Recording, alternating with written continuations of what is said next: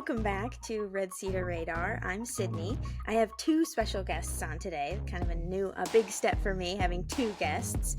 I have the co-hosts of the Can't Read, Can't Write podcast. Kevin and Mike are here joining me to talk about MSU basketball and football today. How are you guys? We're great.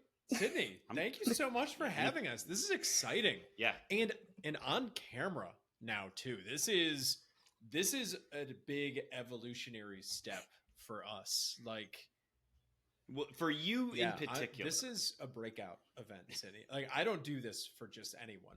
Oh, wow. I'm want honored you to understand that this is a big deal, and I hold you in very high regard, clearly. Did you spend all day getting your camera face ready? Getting my face on. I can tell. Different shirts.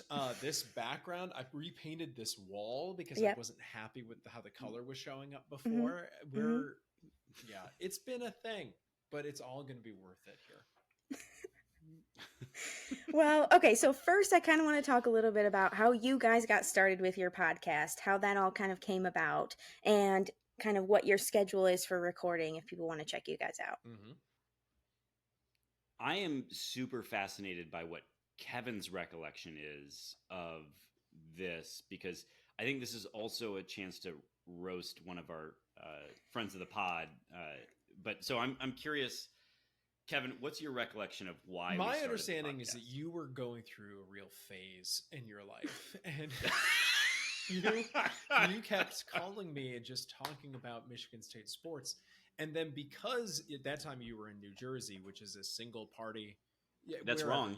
Wherever you were, it was a single party recording state. And you informed me that you had actually recorded our entire conversation and you were uploading it to the internet that day. And once I was trapped in that way, we started to talk about, like, what would the brand be? Who would we be? Etc. What's your recollection, Jonesy? That spot on. I came into the bathroom. I whispered to get away from my family. It's like Kevin talks sports with. No, I think it was. Everyone knows that time of year where, like, we're ready for football to start, and it hasn't, and so there's that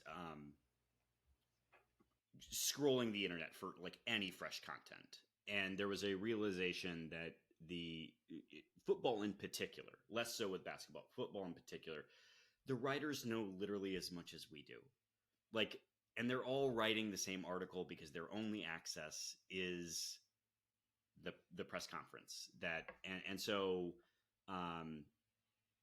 and then I think in 2018 Graham wrote this will be MSU's most prolific offense ever. I think we started in 2018. Sounds didn't right. we? The story is better this way. Yeah. Anyway, it was there were so many misses along the way that we're like, clearly any idiot can talk about football. And so we decided to be idiots and start talking about football. This is like how Batman spawns all of his arch villains. Graham apparently spawned us. That's our origin story. We're the Joker. And when you tweet the episode, please tag him. I was going to say, he was my guest last week. So if you haven't watched that video, to anyone listening or watching, go ahead and head back to my video from last week and check out these guys' arch rivals. Yeah. It will be better than this. I like that story. Are you both MSU alumni? Yeah. Okay. Yeah. When did you attend? Ooh. Sorry to put you on. When was your graduating year, Jonesy? It sounds better than mine. Wow, that is, you're really going in on the failing of the Spanish that one time. I'm using it now to my own benefit. Did you graduated like 2010 that 1 year? 2011 or 2015 or something like that. 2009. And we actually lived together in college as well. Okay. And then our third co-host, who's not here, Alex Plum, definitely graduated on time in 2008 and never lived with him in any capacity, but he and I knew each other from Case. Yep. All right. kind of the next thing that I want to get into, briefly touch on basketball. As I talked with Graham last week, I'm not quite ready to give up on talking about basketball yet. I'm holding on to that forever. As But we well have some you new should. updates. Walker and Hall have announced that they're coming back for next season. Can you both kind of give some opinions on what you think about both of them back for next year? I mean, the title of our podcast this week is 100% guaranteed national championship, and I think that is, I think that's what we're in store for. I don't think we even have to play the season. I think it's over at this point. Um, it, Do the COVID yeah, simulation that's again. right. That's right. Didn't need to play Cassius's final season either. We could probably just put that banner up any day now. I think it's exciting. Does Malik Cole come back for a fifth year to come off the bench? Is my question. Sydney, what do you think? Does Malik Hall come back for a fifth year just to come off the bench? I don't know. And I feel like the past 2 years, he hasn't quite been himself, and especially because of the injuries that he's gone through, it's hard for me to know how he likes to play or what he is expecting out of the lineup and out of his last season. Mm-hmm. But you're right, though. I wonder if that was part of the conversation between him and Izzo, what he expects as far as starting or not. I imagine that had to be part of it, but I'm not sure myself. I don't know that Hall has particularly ever cared about starting. I mean, that is the one thing. I don't disagree with Greg's question. I think that's a valid one. But, a big part of the way that Tom Izzo holds people accountable is through playing time. And the person that supposedly has the most talent that's coming in is Xavier Booker, who will need to be held accountable. And it's not like you're dishing those minutes off to another freshman or a sophomore. You're holding him accountable with a dude who's proven he can play at that level. I think the conversation the fan base is more interested in is how does this affect Jaden Akins with Tyson Walker returning, and as much as that's a fair conversation, I don't think that's where that needs to stop. You also have Jeremy Fears, who I'm sure was not recruited with the assumption that Tyson Walker was going to be back. The good news is that Jeremy Fears is kind of locked in and Tyson's going to be gone by his second year. So not a big deal, but I'm on the Trey Holloman train.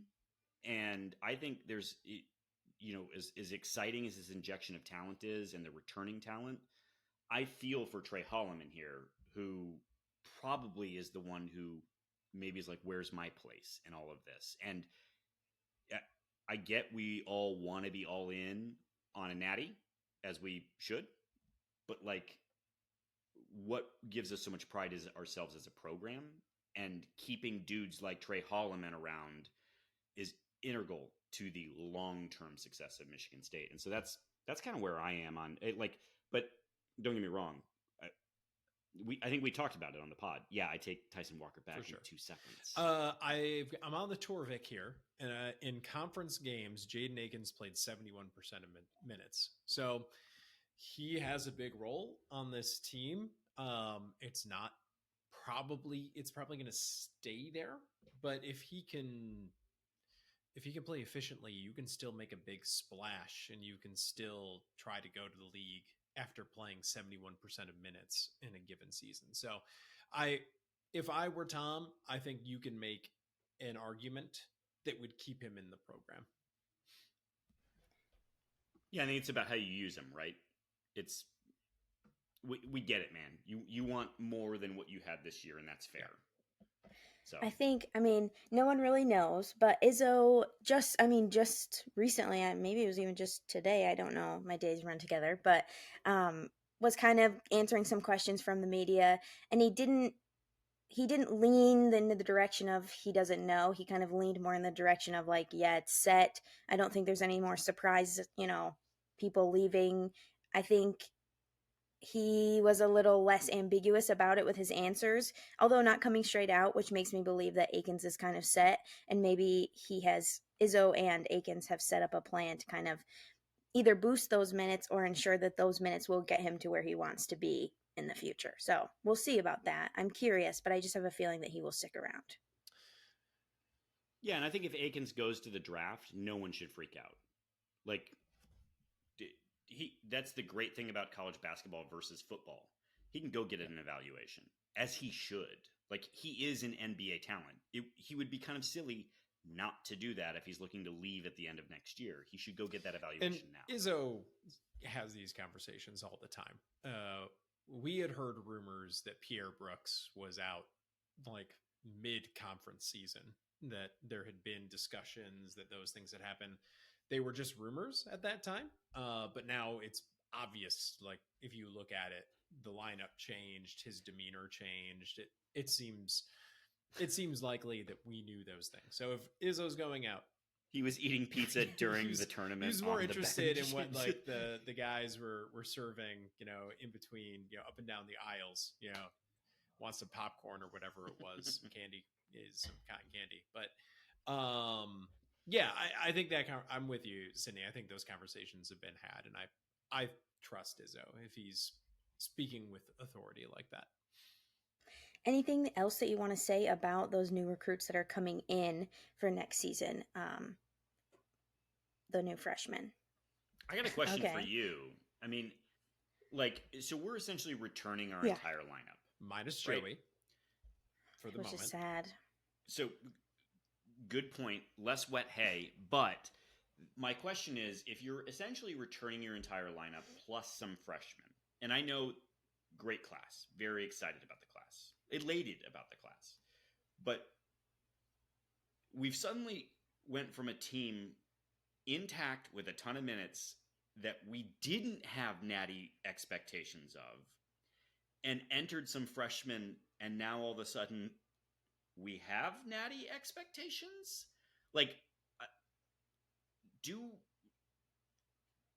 we think that the team we had this year just needed to mature more, or like I'm a bit confused by that. Where are you on the expectations for this next season? National championship 100% guaranteed, as the episode So I always err on the side of, there's going to be a national championship. That's what I'll lead with first, no matter what. But I don't know. When you mention maturity, something that I've mentioned on the pod before, and if anyone actually listens, they're going to roll their eyes because I've said it a lot of times. Something that really needed to happen this year for me was AJ Hoggard needed to mature, and he needed to be a better leader and a more consistent leader. And I think, although there were moments that I was a little bit like, ugh, I'm not sure, he came out at the end of the season kind of where I wanted him to be as far as the leader that this team needed. Whereas Joey was maybe more of a stoic kind of consistent leader. I saw AJ getting on guys more and congratulating guys and kind of being in their face about what they needed to do during the game. And I think him being in that position next year with those new freshmen is going to be important. I think Izzo is a guy that will prioritize players that are going to play their best. And if that's, Trey Holloman and some of those guys that have been through the process for 1 year, I think that's okay, because I think Izzo's process benefits them anyways.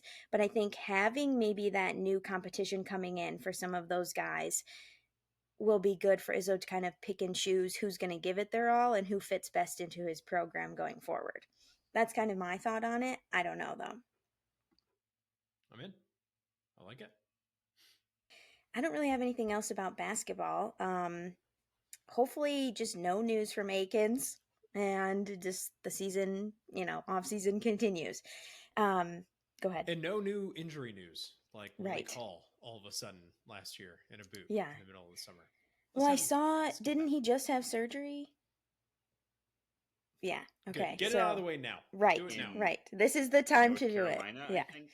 Yeah. Okay. I want to move on to football if you're ready for that. Let's do it. The schedule was released. I want to hear overall predictions and kind of how you feel this season will go compared to last. Did Mel Tucker read about game management in the off season? If so, that's good for 2 more games. So I'll take a 500 type team and I'll increase it to 8 wins. I got 8 wins. Sydney, you did great outlining here. We have the season. Central, Richmond, Maryland at home, Washington at home, at Rutgers, Michigan, Nebraska. Those are wins. I don't know if that's 8, but those are all wins. That's what I think. Jonesy, we haven't done this exercise. What do you think? Well, you know, I'm 12-0 camp. Also guaranteed natty. The so- guaranteed natty applies both for football and basketball. Mm-hmm. Of course. I mean, look, I will say this, and there's zero evidence, but the tone and tenor of the dudes on defense this year is substantially different than it's been the last 2 years. There are, I'm not saying it's going to be elite, but I'm optimistic that the defense will actually this year have something to hang their hat on. We return a lot of players who were relatively speaking dynamic, and some young dudes who got meaningful snaps and didn't look like idiots in the time that they played. I mean, they looked young, maybe outsized at times, but like I'm optimistic that this defense will keep us in games this year. And so TBD on, do we have a run game and who's the quarterback? I would also say, you could take everything, Jonesy, that you just said about the defense and do a find and replace for offensive line. Because it's my understanding that we have one of those at this point. There are more than 2 available scholarship offensive line players for the spring game, as I understand it. And none of them are named Horst. So they might actually play. And they might not get, 4 personal fouls a game. So those 2 things are encouraging when compared to last season. What do you think, Sydney? Yeah, I mean, something that you mentioned about just like game management in general, I feel like Mel Tucker's still in the process of getting his own guys there. There's still kind of a little bit of a mix, and he's still kind of working on recruiting, I would say. But I think those things, the clock management, are things that he can control and things that I would expect that fans, will be upset about if those things aren't rectified for next season, me included in that. So you touched on the QB competition briefly. I want to talk about that a little bit more. I'll just start off with my opinion, and you say if you agree or disagree with this. Okay. I think having competition with Peyton Thorne is good for him, and I wouldn't say that going with Peyton Thorne is what I want in the future, because I'm still kind of open about that, but I think it may push him to be back at the level he was, or the level that kind of was expected of him before. What's your thoughts on that? Jonesy?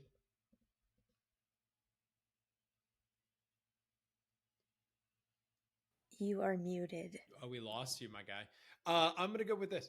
Oh, no, I was muted. I'm going to go with this. Anthony Russo apparently did not play that role very well last year. Let's see if Caton Hauser can do it. 2 years ago. 2 years ago. So that's what it is. And we didn't have anyone last year. And Peyton was just at Hopcat eating his burgers the whole time. And this is what happens. With Pierre? With Pierre, that's right. Have you had the Peyton Thorne burger? Every time I go to Hopcat, I was going to say, it's pretty good. He did well with that. I don't know if he picked it out or not, but the man knows what he's doing with the pretzel bun and and some bacon. I'll say that. I like to think that he's actually in the back, and every time someone orders his burger, he's like run down to the Hopcat and like fix it up real quick. He runs down from Spartan Stadium where he lives down to. There's a zip line. I think you can kind of see it on certain days. If you're at the Graduate, you can see it for sure. So that's my position on this. Jonesy, what you got? I do think there's a handful of things at play here, and not the least of which is the offensive line. And that's not just as it relates to Peyton Thorne getting protection. It's also his run game. We ended up seeing towards the back half of the year actually an okay run game. No one was breaking off a home run, but it was a serviceable run game that like had to be respected because it could move the ball. The problem is that the season was shot. Peyton Thorne's confidence was, I think, in the trash, and I think he hated himself more than we all hated him. And that said, it wasn't just it was the decision making that was consistent through, like, an inability to target a receiver correctly, and then when he did, it was throwing into multiple layers of coverage. He assured us game after game after game that those were correctable issues and that he understood what needed to be done and was on top of them. So my concern about Peyton is that, having Kenneth Walker, it's not Anthony Russo, it's Kenneth Walker covers up for a lot when you have a bona fide stud who can compete for Rookie of the Year in the NFL immediately, won the Walter Camp. I mean, the preeminent award. Everyone knows that's the award you have to care about. So, if Berger, if Carter, if the trio of running backs we have now can replicate a meaningful running threat, then I think Peyton Corn is a fine quarterback. But the notion that he's ever going to be elite, I think we got to dispose of that, and that's okay. So it's a matter of, can Katenhauser, if Noah Kim, who by the way looks like a gamer, let's not sleep on Noah Kim. Listeners should know that you can be serviceable even though you'll never be elite speech is one that Jonesy also gives me before every podcast about my performance for the day. So listeners will know that it can be effective sometimes, but also there can be some real stinkers in there too still. But we get through it. Okay, so moving on from our Michigan State football kind of schedule review, I want to talk and take a look around Big Ten football in general. I'm going to give some information, just background tidbits about all of the Big Ten coaches, and then we're going to kind of debate a little bit about what we think each coach would do if they didn't coach football, based on their looks and kind of some of these facts. First thing I want to say is I've looked all these guys on the internet and I've seen them on TV before. All of them could be high school history teachers. We're just going to take that off the list right now because as I was typing up our little preview document, I'm like, oh, he could be a history teacher. He could be a history teacher. And then I realized, all of them could be. So that one's off the table because. Is that a reference to D'Antonio saying that he would have been an English teacher if he couldn't be a football coach? No, I didn't know that about him. I think that's where some of his literary references that he would make came from. I don't know if I picture him as an English teacher, more of a history teacher. Yeah, I'm with you on that, actually. Yeah. Okay, so let's start.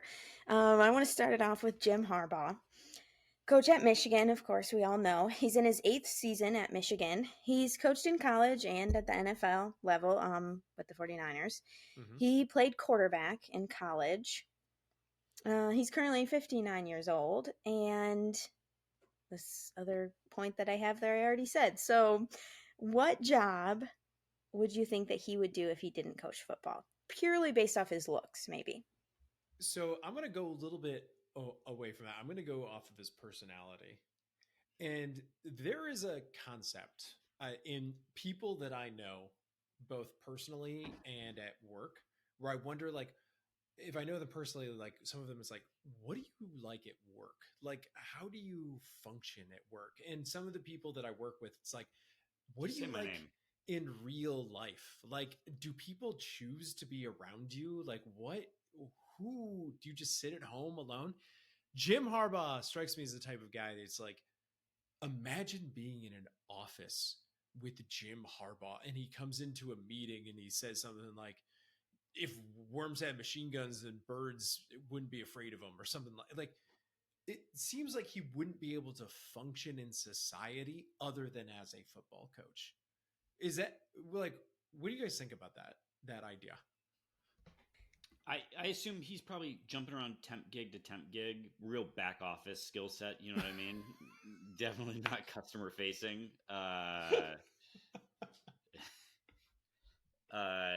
He's Definitely not customer facing. he's like he's like the guy behind the guy in an FP&A role. Like he's doing numbers for sure, and not really important numbers.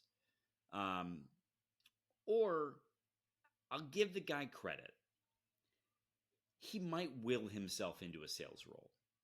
Like he might be one of those people that just like technical sales, right? Memorizes the product front to back and is insufferable. Or used car sales. I High I volume. I worry High about giving that pressure. answer because I think that can be a repeat answer for a great number of these people. There's a lot of dudes here slapping the hoods of cars, telling us how much they Yes. fit in them. That's right. Something I thought about Jim Harbaugh was like he works in an office and the office dress code is casual, but he always wears his khakis and like his belt with his shirt tucked in, and everyone's like, why is that guy always like so dressed up and why is his shirt tucked in so tight? He's kind of like the office weirdo. That's kind of what I imagine from Jim Harbaugh. I don't know exactly what he does, but he's definitely that guy. It might be a Milton situation from Office Space. Maybe he doesn't do anything, and they meant to get rid of him years ago. I can see that happening too. Real middle management situation we got here. Yeah, that's perfect. Middle management. Okay, Jim Harbaugh, if he wasn't a football coach, he'd do something, but not very well. Okay. Indeed. Ryan Day from Ohio State. He's in his fourth season at OSU. He's coached in college and at the NFL level. He played for New Hampshire, quarterback and linebacker, and he's 44 years old. What are your On thoughts? our podcast, I'm borrowing a bit from our third wheel, Alex Plum, about how wide set Ryan Day's eyebrows are. And I'm not sure how that benefits you professionally, but if there is a role where having the widest possible set eyebrows lets you get ahead, he would be the top tier of that field, whatever that is. So, I don't know if that's like modeling, but for like off, like maybe like tees with like t-shirts with like like kind of like I farted on them or something like that. That's my idea probably for Ryan Day. Jonesy, what do you think?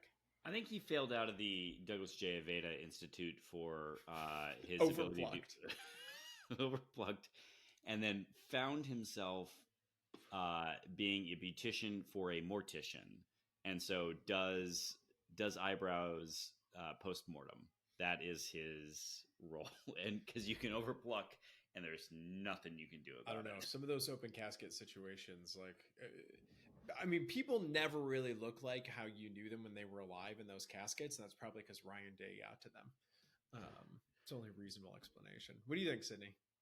So something that I've always thought about him is no way his beard is that dark. He definitely uses like that touch of gray stuff. So I think he would work for that company as a beard model.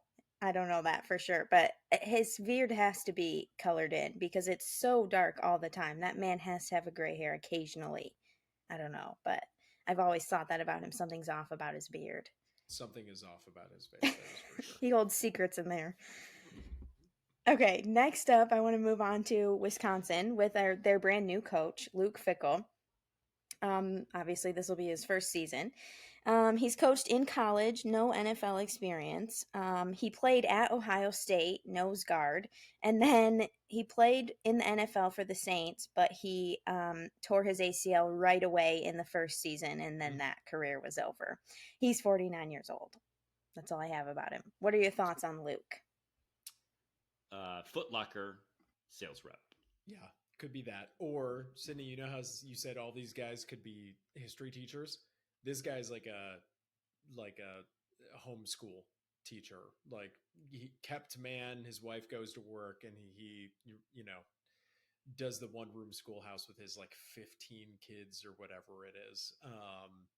So maybe some Foot Locker on the side. She comes home, he goes to the mall, brings in the beer money. I don't know. And then also at Foot Locker, you probably get a pretty good employee discount for all those kids. It works out. It's a perfect gig. Real win. I didn't know he had that many kids. Is that true? I'm exaggerating slightly, Okay. but I do think it's like 7. Obviously not 15, but I didn't know that. Yeah, it's a handful of children. 9. That's more than a handful. I don't want to say too many, but that's a lot. It's a brood, that's for sure. Huh. Okay. Yeah. I could see him. Isn't it at Foot Locker where they wear like the referee shirt? Yeah. He definitely. 6 kids. Say that again? 6 kids. I just Googled it. Oh, 6 kids. Yeah, that's a lot. Less than 9, but still. Wow. Yeah. 2 sets of twins. Oh my gosh. See, that's how you start racking it up. Yeah, but I think after you have the first set, you're like, I'm good here. You're just like, we're done. Let's put a top on this thing. It's over. Not Luke. Not my man. Not Fick. Okay, that's kind of. I didn't really have an opinion about him. I don't really know much about him since he's coming to the Big Ten for the first time this year. So I agree with those assessments, and I learned something new about him. I didn't have an opinion. He kind of struck me as I don't know. Okay, moving on to Penn State. James Franklin. He's in his 13th season. Something I didn't know about him. He's had lots of different jobs being specific position coaches at different schools. And he was a Danish Football Federation coach for a while. Of course. I don't know. But he, let's see, did coach in the NFL for a little while and played quarterback at UPenn. What are your thoughts on James? This is the used car salesman. No. Herbalife reseller. Oh, yeah. For sure. Who definitely goes to Tony Robbins seminars on the side. Yes. He's got like the punch card and it is full up. That is it. That like there's nothing else to be said about this. You nailed it. So more so than any of these other guys, he strikes me as a jerk. Like I don't know what about him. Maybe maybe it's his bald head, but I don't want to say that because Mel Tucker's also bald and he doesn't strike me as a jerk. But I just think this guy's a meanie. I don't know what about him, and I don't know what job that categorizes him in, but I just don't think he's very nice. That's all I have to say. I think if he was a basketball coach, like basketball coaches get away more with complaining about things, but the football culture is always like, it is what it is. Like we could have done more. It's no one else's fault but our own. And he complains about things. Like he seems soft, as the kids say. Like he's the worst.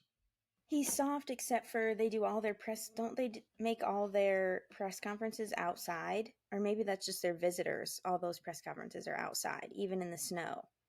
So maybe it's just he is a jerk and he makes his visitors stand outside.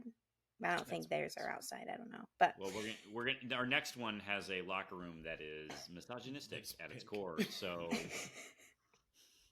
okay, next up we have Kirk Ferentz. I think that's how you say it, Ferentz, from Iowa. He's been there since I was born in 1999, his 25th year. He's been the head coach at Maine first, and then he came to Iowa. He was in the NFL briefly.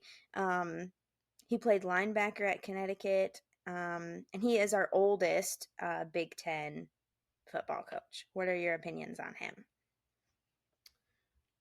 I think if it wasn't for football, Kirk Ferentz would be dead. I think that if he wasn't a coach, he would have expired by now. I think that parts of him might be dead already. And there just wouldn't be a career if it wasn't for football. This is the meanest thing I've said so far. Johnson, can you save us from this? So, assuming he's not dead, which fair, I'm going to go ahead and say country club manager who doesn't look too favorably on people who don't look like him. Oh, who joining aren't the country normal club. clientele. Augusta aspirational, we might say. And there's lawsuits to back it up. Yeah, there's evidence to suggest that this is true. I'm looking at some pictures of him. He has never smiled in his life. Mhm. They're all a frown. Oh, there's one. But it seems probably unnatural. Yeah, it's fake. I forced. don't know. Yeah. It's a deep fake, or Yeah. it's Yeah, one of those AI generated. You got to find something. images. Maybe the used car salesman actually fits for him because nepotism needs to come easily to him in his role. Mhm. And obviously, he's let Brian Ferentz coach there for Yeah. far longer than he should. So maybe passing the we A got family succession business. situation along going on here. Yeah, I could see that. I'm trying to think of a different sort of family business that he could pass down that's not car salesman. Like, I don't know, small construction company. Yes, that's right. That's right. Mhm. That's Mhm. correct. Like a family contractor type thing. Yep. Yeah, I could could see that. And his son is always there, and the customers are like, "Why is your son here? He's terrible." But the dad will never take the hint. He's trying to hand down the business, Mhm. but the son just sucks at it. Yeah, But, like, yeah. there's no other options. Like, what else are we Mhm. gonna do? Just fold the place? It's got to be him. He'll learn eventually. Okay. Bert's up next, right? Yeah, we Yeah. got Bert. I've been waiting for this one. So, Illinois coach. It's not Bert. It's Well, Brett. they call him Bert on the They do. I didn't know that. Okay, Brett Belima, right? Belima? Bielema. Bielema. Sorry. I looked that up beforehand and I still messed it up. He's in his third season. He's coached obviously at Wisconsin and Arkansas and now Illinois. He was in the NFL briefly.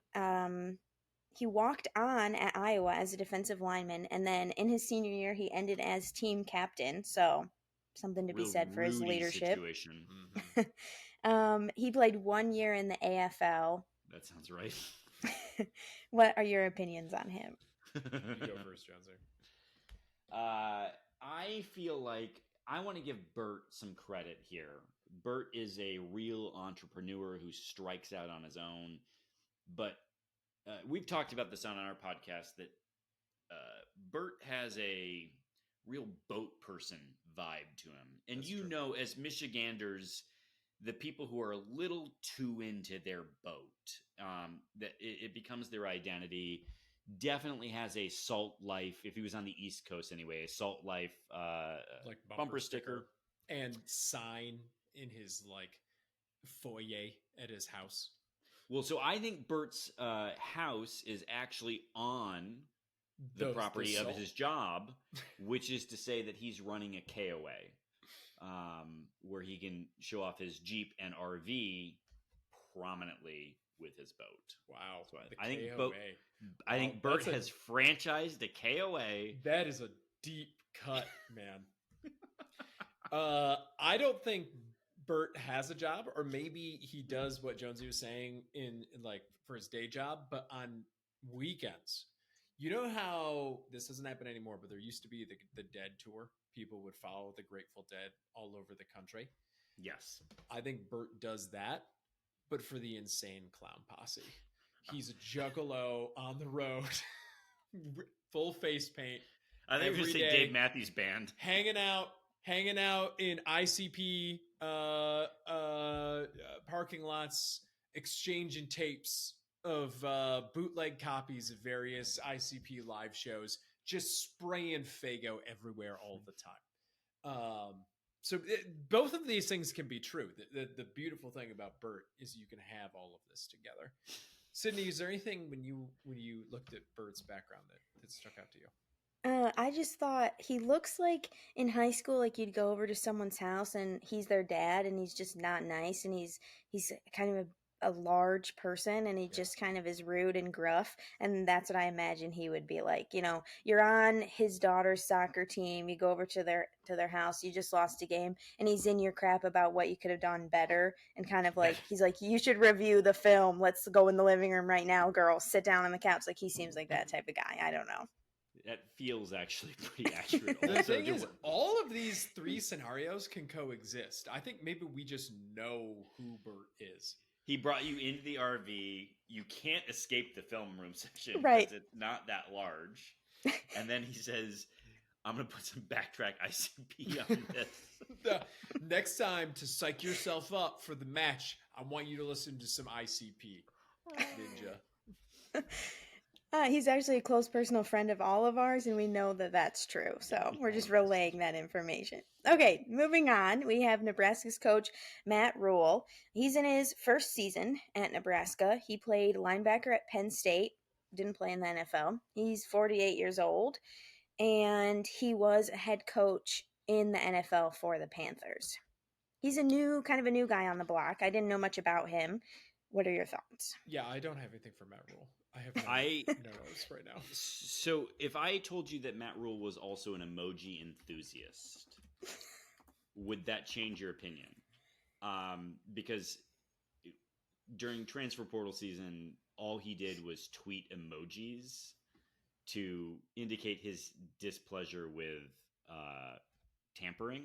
Yeah, but some of them had some heat, and I kind of liked that. So I'm going to go ahead and say that Matt Rule finds his way into a social media influence. Like, if I have to pick a job, Matt Rule spends his time on Twitter and Instagram, and he finds a way to be a YouTuber or some other nonsense. I actually don't have anything bad to say about Matt Rule. He seems like an okay guy. Yeah, we'll get this over time. But for right now, Matt Rule escapes our ire. But we'll learn. Yeah. I hope it works out for him. I kind of feel sad for Nebraska. Mm-hmm. Yeah, well, and they were such a large program for such a long time. And then obviously in recent years, they haven't been that. So it was an exciting hire, and I watched a couple of videos just to learn a little bit about him before this episode. And everyone, as far as Nebraska media or, Nebraska fans, seem excited about the hire. So what more could you want? I'd be excited if we hired him. Mm-hmm. Like, he was a very successful college coach. Mm-hmm. I'd be elated. Yeah, definitely. Only thing I thought about him was he kind of looks like he would be a car salesman.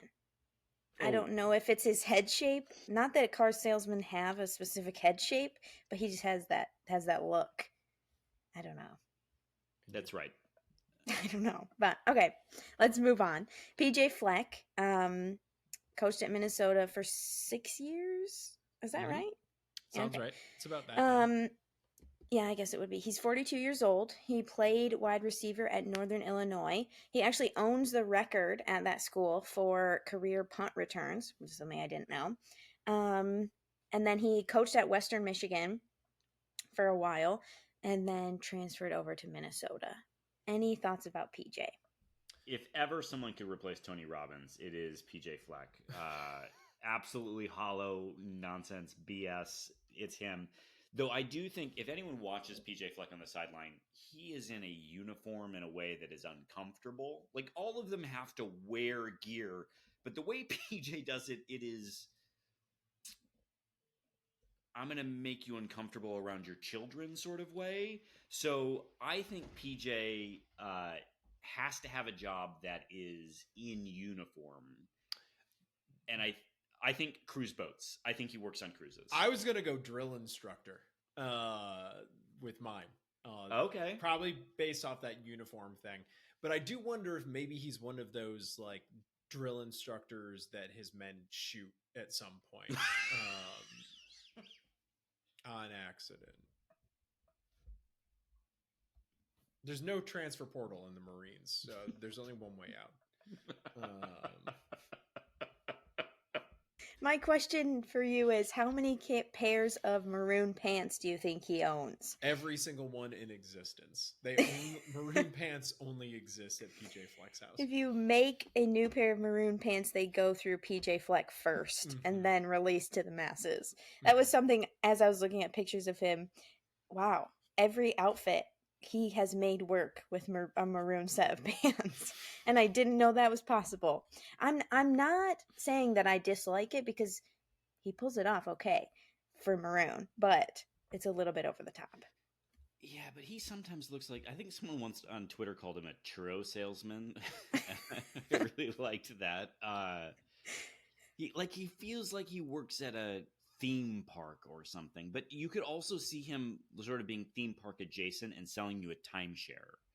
Like, a used car salesman is honest work. He doesn't do honest work. It is a timeshare. You are locked in there, and it is uncomfortable. It's, in Succession, when Roman has to go through the leadership training at the theme park, PJ Fleck is running that training. He kind of has a weird smile. Like, there's something behind it that makes me like, what are you up to? I don't know. There's something going on. And the whole row the boat thing, give it up, man. It's over. I don't know. Let's not throw stones at people who carry trademarks from one place to another. I guess. Okay, moving on. I want to talk about Pat Fitzgerald from Northwestern. He's in his 18th season there. He looks really good in purple. He's 48 years old. He actually played linebacker at Northwestern. He did. Big Ten played champions. Briefly for the Cowboys. Most of these I'm saying played briefly because they didn't last very long in the NFL. And then he has only coached in college, no NFL experience. What are your thoughts on Pat? Pat's in a job, right, that doesn't expect success. And then he achieves some modicum of it. Am I wrong? And then he coasts. Am I Pat Fitzgerald? Look, just because you very deeply mediocre output that just sort of coasts off of like one or two things that I may have achieved at one point or another. I'm feeling attacked right now, Michael. So you're saying he's a sales engineer? Yes, I am saying that. I have no notes for Pat. I like Pat. I think Pat's my favorite Big Ten coach. Save Tuck, of course. I like Mike Locksley too, who I think we're going to talk about in a second. But I have, other than he can't. Here's the thing about Pat Fitzgerald, that if anyone was paying attention, and I would say this about every single Big Ten West coach, there's no excuse for you to not be dominant. So the fact that, and frankly, the fact that Pat Fitzgerald has found success there is an indictment on every other Big Ten coach in the West. PJ Fleck, Kirk Ferentz, Bert. Bert's not been there long enough, but Pat is the mirror that they all ought to hold up to themselves. I mean, if we're talking about mediocrity, Locksley, just to bridge over to that one, losing record in 4 seasons But he's so electric at the beginning of the season. Yeah. It's a real John L. situation we've got. And hey, he just finished winning the Duke's Mayo Bowl, so everything is sort of on that upswing right now. I'm sorry, Sydney, we skipped your notes on Fitz. No, Please. I don't. Fitz is a personal trainer. If he's doing something else, it's a personal trainer. Only thing I saw was there's a picture of him, and I think it's from a while ago, where he has like a sunglasses tan line over here. And that just reminds me of like a high school football coach that takes things way too seriously, because they're always out, writing up new plays on the practice field, and they just get those giant sunglass tan lines on the side. And that's just what it made me think of. But I really didn't have much that came up for him either. He seems, although like, he hasn't produced a lot, I think Northwestern fans really like him. I mean, they have a nickname for him and all of those things. So he seems like an okay guy to me. Yeah. Okay. Moving on to Mike Locksley. We kind of touched on him a little bit briefly. Coach at Maryland, winner of the Duke's Mayo Bowl, which is, I mean, in my opinion, career peak. That's pinnacle. Not really where you can go up from there. He's actually in his 15th year of coaching at Maryland. He's been there 3 separate times, so that's kind of all encompassing. Sorry, my dog's barking. But he's 53 years old, and he played safety and cornerback, and he's only ever coached in college. But most recently, he coached under Nick Saban at Alabama. Thoughts on Mike? Towson University. That's an East Coast elite university over here. I like him. He's fine. The sad thing is, I think if he wasn't coaching football, he's a fine individual contributor in some boring aspect of a corporate world. Yeah, just somewhere in the middle there. Probably has a nice team. You know, he gets excited about a meeting, right? Because it's something different. But I think he's also determined that like those career aspirations are not the most important thing in his life. You know, he's got wife and then he's got kids. He's got different priorities than he did when he was a young man. And he's happy to just sort of help young people kind of advance in their career from where he's at. Yeah, he's a mentor. He's a mentor. And he is also really good at keeping Maryland where it belongs at about 500. And I like that about him. Okay, here's a question. What do you think his hobbies are? Mike Loxley builds boats and bottles. Yes. I was with you. I didn't say yes. If not that, then woodworking. He has a shop. It could be woodworking too. But it's not like building big pieces of furniture. It's the lathe. It's like it's only the lathe. He only does the legs to tables. That's all he does.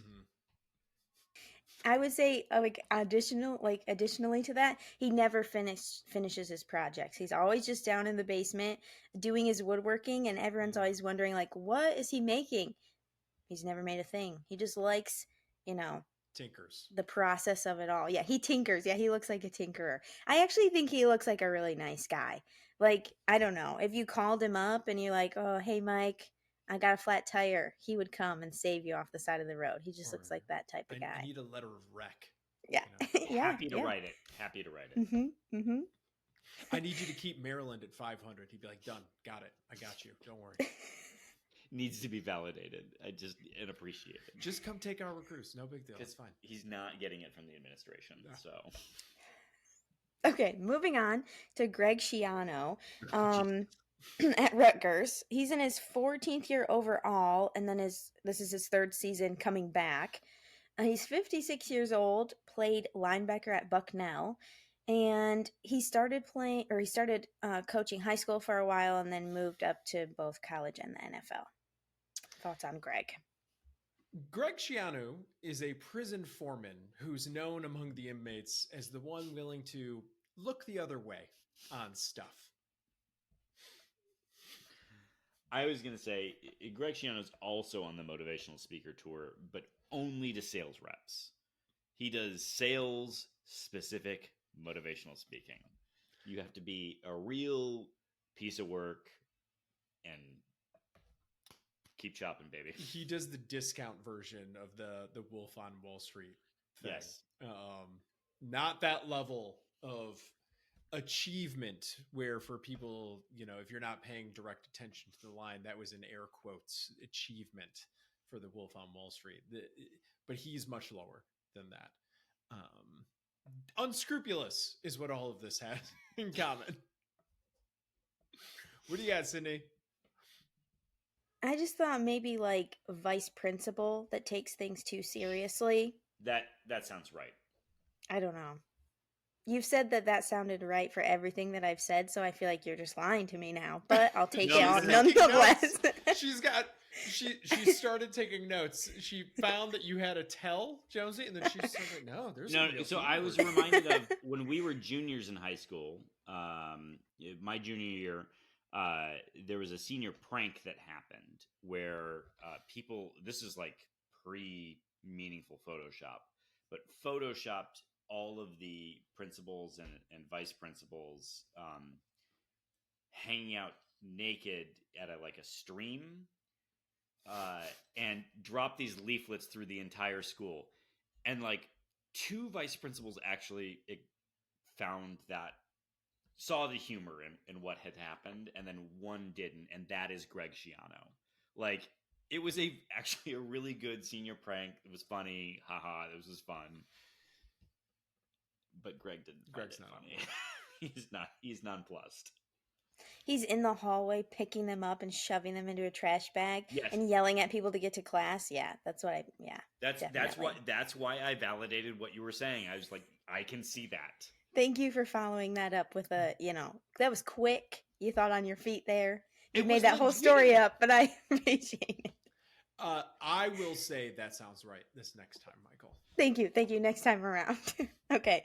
Next up, we have Tom Allen from Indiana. This is his 7th season. He's 53 years old. I didn't know this about him. He coached at the high school level from 1992 to 2006, so quite a while. Longer than any of these other guys. Then moved on to both the NFL and college. And in college, I guess I didn't find where he went to college, but he participated in both football and wrestling. So, a dual sport athlete, Tom Allen. Any thoughts on his career? The only personality trait I know about Tom Allen is that he is overly enthusiastic about everything. So, like, children's party clown is what I've got.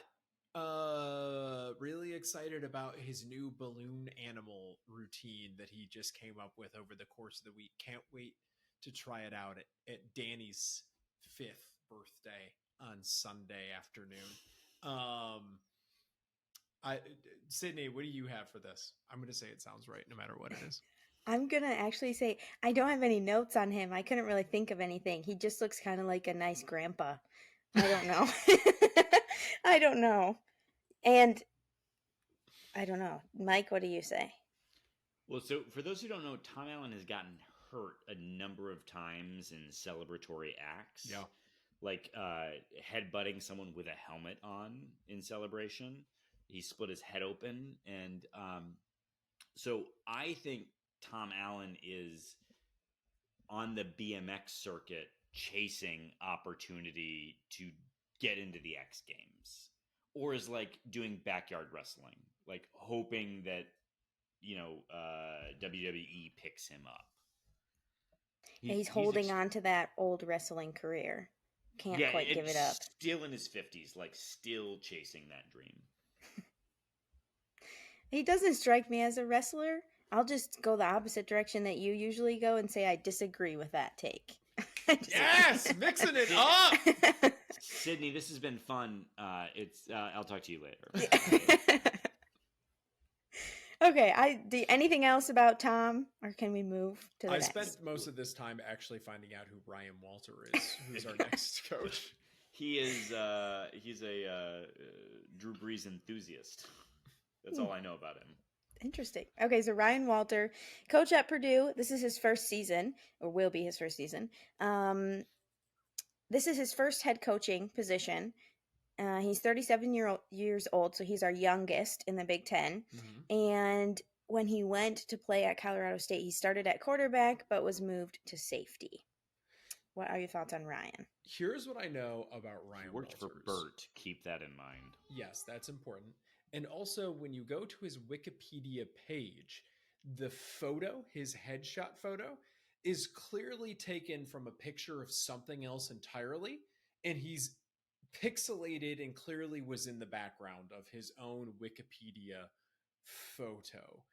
That's how important Ryan Walter is right now.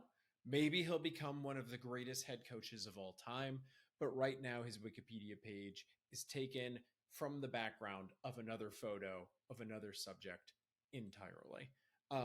That's all I have on Ryan Walter. Sydney, you know more about Ryan Walter than anyone on the planet because you put 4 bullet points together on him. What came to mind for you? Yeah, I didn't really know much about him. I kind of just skimmed the internet. I don't know. This is crazy. He looks to me like he would coach baseball and not football. Wrong sport. but I sport don't guy. know. I don't have a reason to say that that's why, but I don't know. He just looks like a baseball coach to me. Okay, I'm on board. It makes Thank you for sense. saying that. I appreciate the response. Mhm. That's right. Mike, I feel any ganged notes up about on. Ryan? No, no notes. Nobody knows. So we'll do this next year after he's had a little bit of time, and then we'll know what his other career should Well, be. he's Purdue's coach, so we still won't know anything about him. That's true. That's true. Okay, moving on. And I don't want to say, best for last because that would mean that I'm biased. And I'm not biased. I'm a journalist. But best for last, Mel course. Tucker. Mhm. He's heading into his 4th year at MSU. He's 51 years old.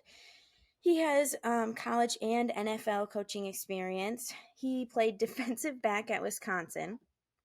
And then he went to play for the Hamilton Tiger Cats, the Canadian Football League. But then he got the chicken pox and was released. That's what As happened. happens to so many professional football players. Yeah, right. The epidemic of chicken pox. The chicken pox has struck down so many of our most Greatest promising athletes. football players. I told you this before we started rolling. I had no idea he played for the Hamilton Tiger Cats, which is, and this is true for those pay attention to the clip right now. My Canadian football team. I just produced a Hamilton Tiger Cats T-shirt out of nowhere. So this is very exciting development for me. You love Mel even more.